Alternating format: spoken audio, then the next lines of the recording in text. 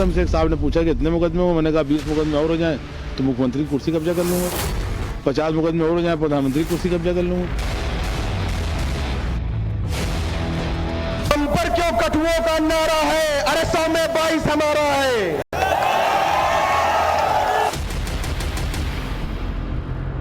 शराबों को हाथों में महफूज रखना बड़ी दूर तक रात की रात होगी।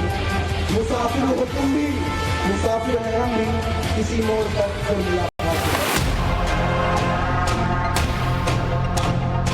हमारे वोट सबसे ज्यादा है, हम अपने हिंदू भाइयों को भी टिकट देंगे, चाहे वो दलित भाई हो या पिछड़े भाई हो, लेकिन अब टिकट मांगने वाले नहीं, हम टिकट देने वाले बनेंगे। मेरे भाई को, अपने बड़े बेटे को जेल में देख रही हैं, कल को मुझे इस लड़ाई में शहीद होना पड़े तो आंसू न बहाना। अब लड़ाई सांसद या विधायक बनने की नहीं है, अब लड़ाई अपना हिस्सा लेने की है। उजड़ी घाटी सूना जंगल सब रोशन हो जाएगा, गुर्राहट है फिर शेर पलट कर आएगा।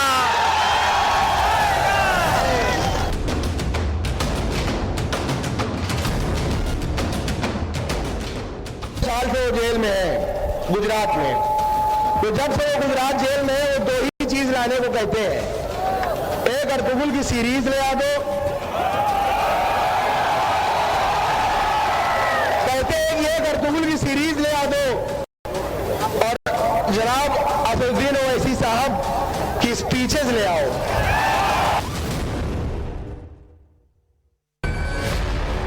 ये 4 शब्द अतीक एंड फैमिली और उसके करीबियों की जुबान पर लगातार बने रहते थे। मंच कोई भी, शहर कोई भी, लेकिन 2 चीज इसमें कॉमन थी।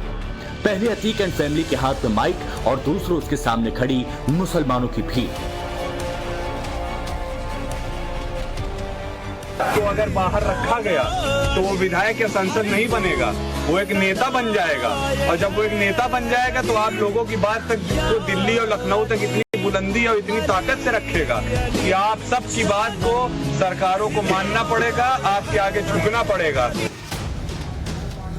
यही भीड़ अतीक को अपना सुरक्षा कवच लगती थी और इसी भीड़ को अभेद कवच बनाने की तैयारी हो रही थी। मुसलमानों की इस भीड़ के सामने अतीक एक खलीफा के तौर पर पेश किया जाता था। खलीफा ये वो शब्द है जो बादशाह से लेकर आम मुसलमान का ख्वाब होता है। मेरे भाई को, अपने बड़े बेटे को जेल में देख रही हैं, कल को मुझे इस लड़ाई में शहीद होना पड़े तो आंसू न बहाना। तो उन्होंने जवाब दिया कि तुम्हारे बाद मेरे 3 बेटे और हैं, और उसके बाद मैं अपना आंचल फाड़ कर उसको परचम बनाऊंगी, लेकिन अल्लाह के सिवा किसी के सामने सर न झुकाऊंगी। खलीफा को अगर आसान भाषा में समझने की कोशिश करें तो इसका मतलब उत्तराधिकारी होता है। खलीफा मतलब दुनिया भर के मुसलमानों का नेता। खलीफा की बात पूरी दुनिया के मुसलमानों के लिए फरमान। अतीक ने खलीफा बनने के लिए जो रूट तैयार किया था, वो रूट प्रयागराज की चकिया से निकलकर पहले लखनऊ, फिर दिल्ली, और दिल्ली से निकलकर ये रास्ता सीधे दुबई पहुंच जाता था। अतीक का ख्वाब खलीफा बनने का था। अतीक की आखिरी ख्वाहिश बुर्ज खलीफा से ऊंचा खलीफा टावर बनने की थी। इस प्लान की स्क्रिप्ट खुद अतीक अहमद ने लिखी थी। इसका रूट भी अतीक ने ही तैयार किया था।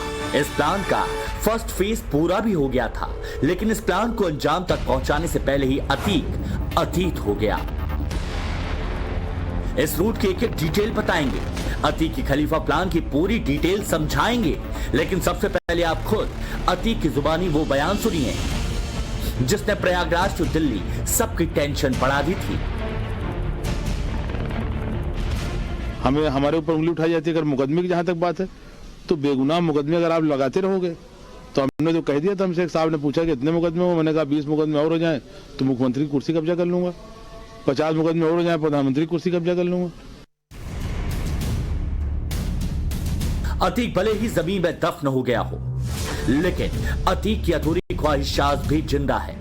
अतीक के हमदर्द इस प्लान को अंजाम तक पहुंचाने की कोशिश में हैं। यूपी के मुस्लिम मोहल्लों में अतीक का यह खलीफा प्लान फिर से एक्टिव है। अतीक के खास गुर्गे सीक्रेटली इस खलीफा प्लान को ऑपरेट कर रहे हैं और मुस्लिम मोहल्लों से इसके सैंपल भी सामने आने लगे हैं। पहला सैंपल देखिए, कोई अतीक की तस्वीरों को गानों पर एडिट कर रहा है तो कोई इन वीडियोस को सर्कुलेट कर रहा है।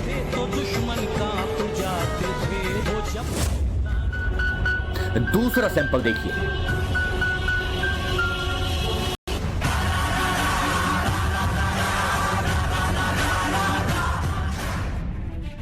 इतना ही नहीं, अतीक के पुराने बयानों के क्लिप भी वायरल कराए जा रहे हैं। जो अगर आप चाह रहे हो कोई काम वो हो जाए तो अच्छा, लेकिन अगर ना हो तो समझ लो कि और अच्छा। इसलिए कोई काम अगर हो रहा तो उसमें आपकी ख्वाहिश, आपकी मेहनत और अल्लाह की मर्जी दोनों है। लेकिन अगर नहीं हो रहा है, आप चाह रहे हो और नहीं हो रहा तो इसके मतलब अल्लाह की मर्जी नहीं है, अल्लाह की मर्जी से करो। अतीक के बेटे और बीबी के बयान भी सुनाए जा रहे हैं। किसी गैर को ताकत मत बनाइए, ताकतवर मत करिए। जो आपका कलमा गो भाई है उसे ताकतवर बना लीजिए, तब आपके हिस्सेदारी की बात होगी। मेरे वालिद कहते चले आए, आज इसी बात का अफसोस कर रहे हैं कि मुसलमानों को चाहे जितना ये लोग दिखा दें, ऊपरी दिखाते हैं, अंदरूनी खुश नहीं होते।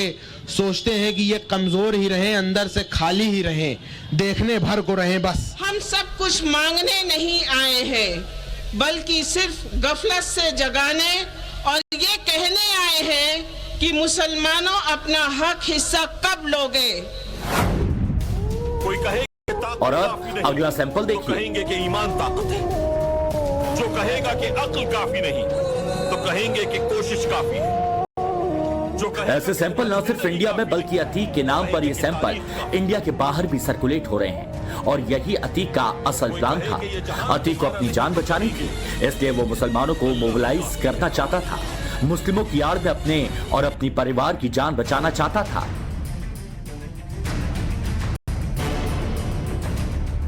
लेकिन सवाल ये कि आखिरकार अतीक ने ये प्लान कब बनाया, कैसे बनाया और अतीक के इस प्लान में कौन कौन शामिल है। इस बात को समझने के लिए आपको अतीक की पुरानी जिंदगी को देखना होगा और समझना होगा। अतीक ने 16 साल की उम्र में पहला मर्डर किया। अतीक पर 100 से ज्यादा मुकदमे दर्ज थे। अतीक ने अपनी दबंगई के दम पर करोड़ों की संपत्ति बनाई थी। अतीक ने गुनाहों की दुनिया से 11,684 करोड़ की संपत्ति बनाई थी। अतीक भले ही कम पढ़ा लिखा हो, लेकिन उसे असल जिंदगी की समझ पूरी थी। उसे मालूम था कि जिस रास्ते पर वो चल रहा है उसका अंजाम कुछ ऐसा ही होगा जैसा कि अतीक और उसके भाई के साथ हुआ। योगी आदित्यनाथ ने उत्तर प्रदेश की कमान संभालते ही सबसे पहले क्राइम और करप्शन पर जीरो टॉलरेंस की नीति अपनाई। उन्होंने सत्ता में आते ही सबसे पहले यूपी के माफियाओं और बाहुबलियों पर शिकंजा कसना शुरू कर दिया। योगी के एक्शन और तेवर को देखकर अतीक अहमद पहले ही डर गया था। उसे इस बात का एहसास हो गया था कि योगी सरकार उसके खिलाफ बड़ा एक्शन लेने वाली है।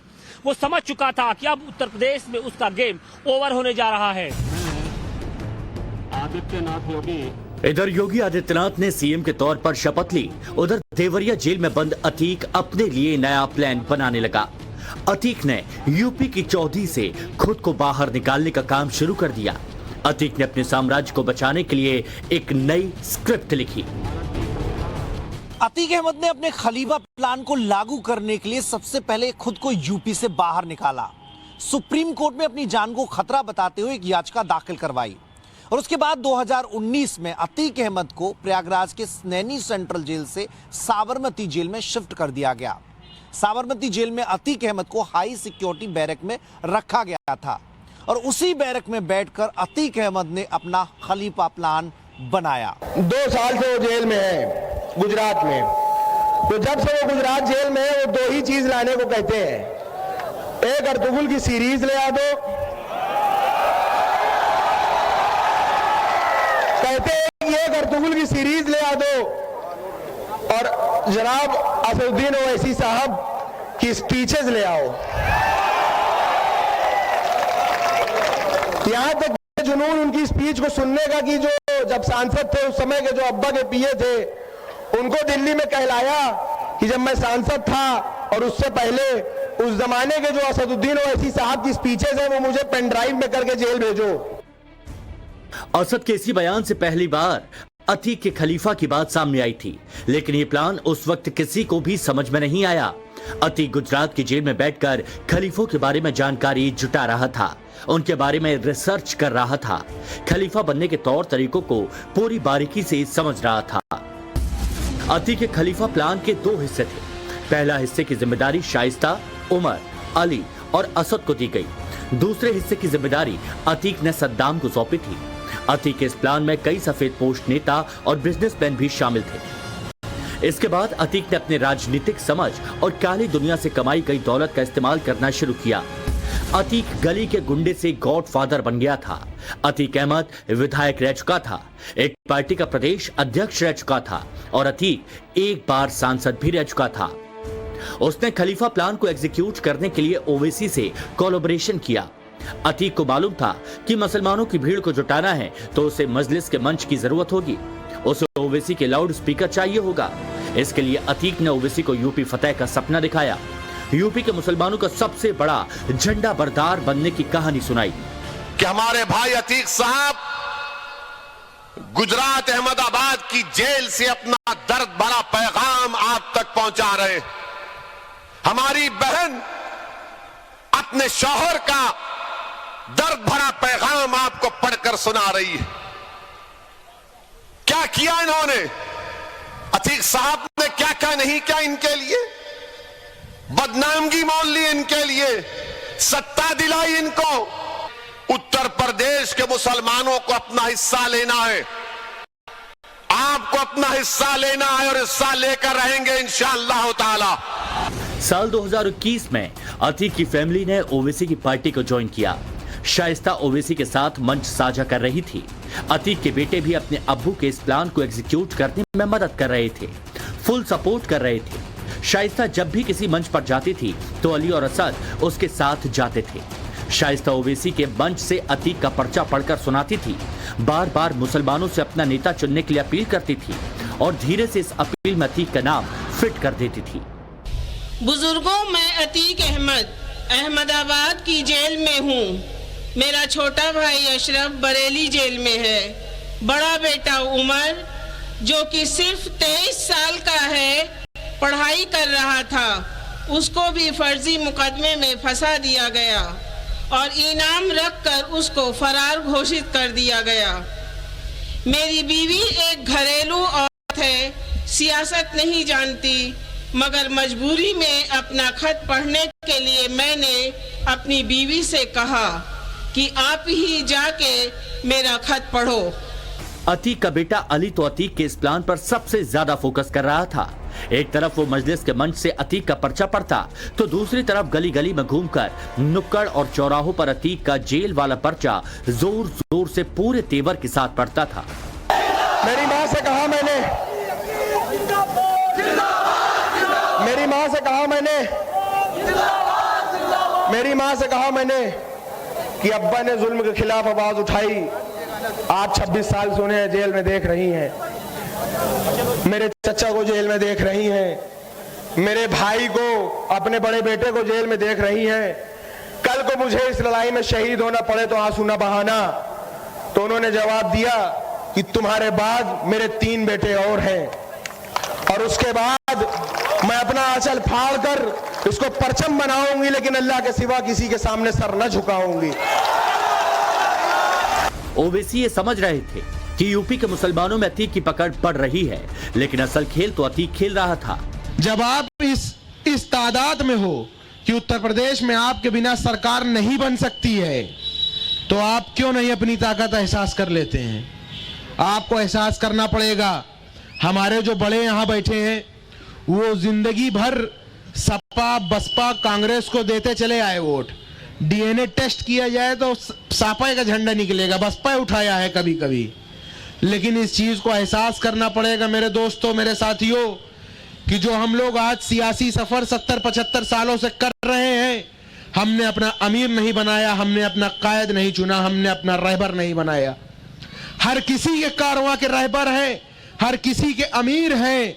जो कोई भी गली मोहल्लों में दबाया जाता है, कुचला जाता है, उसकी आवाज वो उठाते हैं। हमारा आपके रहबर का, हमारे आपके कारवां को कोई रहबर नहीं। एक तरफ यूपी में ओवैसी के साथ मुसलमानों को मोबिलाइज करने का काम चल रहा था। अतीक ने ओवैसी को ऐसे मुसलमानों के नाम की घुट्टी पिलाई कि ओवैसी अब तक अतीक के नाम की माला जप रहे हैं। ये लेडी डॉन, वो लेडी डॉन, अब वो दिन दूर नहीं है जब एक 6 साल के बच्चे को दिखाकर कहेंगे ये बच्चा डॉन, ये बच्चा डॉन। बताओ कितनी नफरत आप करेंगे। हम ये पूछना चाहते हैं उत्तर प्रदेश के मुख्यमंत्री से कि मरने वाले ने खत लिखा था जिसमें उसने कहा कि अगर मेरी हत्या होती है तो फला आदमी जिम्मेदार है। मुख्यमंत्री लेटर आपको मिल गया होगा, नाम तो बताइए। दूसरी तरफ अब अतीक ने अपनी काली कमाई को सरकार से बचाने के लिए अपने प्लान का दूसरा पार्ट एग्जीक्यूट करना शुरू कर दिया। अतीक ने विदेशों में अपना पैसा इन्वेस्ट करना शुरू किया और इस प्लान का कमांडर सद्दाम को बनाया गया। पहले अतीक ने दुबई में अपना पैसा इन्वेस्ट किया, इसके बाद मलेशिया और सिंगापुर में भी अपनी काली कमाई लगानी शुरू कर दी। पहले इनडायरेक्ट तरीके से अतीक ने कई प्रोजेक्ट लॉन्च कराए, अपनी काली कमाई को इन्वेस्ट करवाया और फिर साल 2021 में अतीक के कहने पर दुबई में एक बड़ा प्रोजेक्ट शुरू हुआ। अक्टूबर महीने में दुबई की शाइन सिटी में प्रोजेक्ट शुरू कराया गया। खुलासे के मुताबिक सद्दाम 8 बार दुबई जा चुका है, 5 बार सिंगापुर के दौरे पर भी गया था और अब तक वो 2 बार मलेशिया में भी जाकर आया है। उस वक्त किसी को ये समझ नहीं आ रहा था कि आखिरकार सद्दाम इतने विदेश दौरे पर क्यों गया था, लेकिन अब ये बात सबके समझ में आ चुकी है। अतीक को उम्मीद थी कि वो ओवैसी के दम पर हिंदुस्तान में मुसलमानों का खलीफा बन जाएगा और फिर इस कवच की आड़ में वो बाकी शातिर अपराधियों की तरह हिंदुस्तान से बाहर निकल जाएगा। इसके लिए अतीक ने अपनी मौत से पहले प्रयागराज से 2665 किलोमीटर दूर दुबई में एक सेफ हाउस खरीदा। अतीक अहमद दुबई के फ्लैट में रहना चाहता था। वो किसी तरह योगी के चंगुल से बाहर निकलना चाहता था, मगर 15 अप्रैल को उसका प्लान फेल हो गया। लेकिन अतीक के हमदर्द दोबारा अतीक के इस खलीफा को एक्टिव करने में जुटे हैं ताकि वो अतीक एंड फैमिली की मदद कर पाएं। ब्यूरो रिपोर्ट, टाइम्स नाउ नव भारत।